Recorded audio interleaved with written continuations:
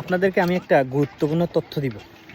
আমাদের বাংলাদেশের বাচ্চারা, বিশেষ করে 7-8 বছর, 10-12 বছরের বাচ্চারা বিকালে পড়াশোনার জন্য আমরা কি করি? টিউশনিতে পাঠাই, প্রাইভেটে পাঠাই, বা সবসময় পড়াশোনার জন্য জিদ করি। বাট বিদেশের বাচ্চারা দেখেন কি করে। এখন সন্ধ্যা বাজে, বিকালেই বলা যায়, বাট এরা স্কেটিং করতেছে। Could you please show me the another one? আমি আপনাদের দেখাইতেছি। Could you please show me another one? এই বাচ্চারা কত সুন্দর করে স্কেটিং করে দেখেন। এরা এদের বুদ্ধি বিকাশের জন্য দেখেন সবাই এখানে কি সুন্দর সুন্দর কাজ করতেছে।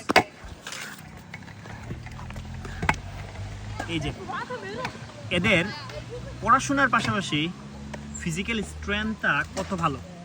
এইটা পুরোটা একটা স্কেটিংয়ের মাঠ, যেখানে ওরা ফ্রি সময় স্কেটিং করে। এখানে শেখানো হইতেছে কিভাবে করা লাগে, কিভাবে কি। এদের বয়স একদম ছোট, এরা ক্লাস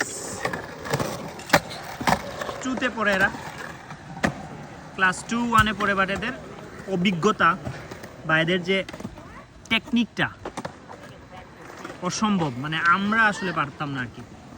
সো বাচ্চাদেরকে শুধুমাত্র বইয়ের মধ্যে সীমাবদ্ধ না রাখে বাহিরের যে অ্যাক্টিভিটিগুলোর মধ্যে ব্যস্ত রাখাটা অনেক গুরুত্বপূর্ণ, যেটা এর বুদ্ধি বিকাশের পাশাপাশি ফিজিক্যালি এদেরকে অনেকটা হেল্পফুল করে। আর আরেকটা যেটা সমস্যা, সেটা হচ্ছে যে মোবাইল জনিত।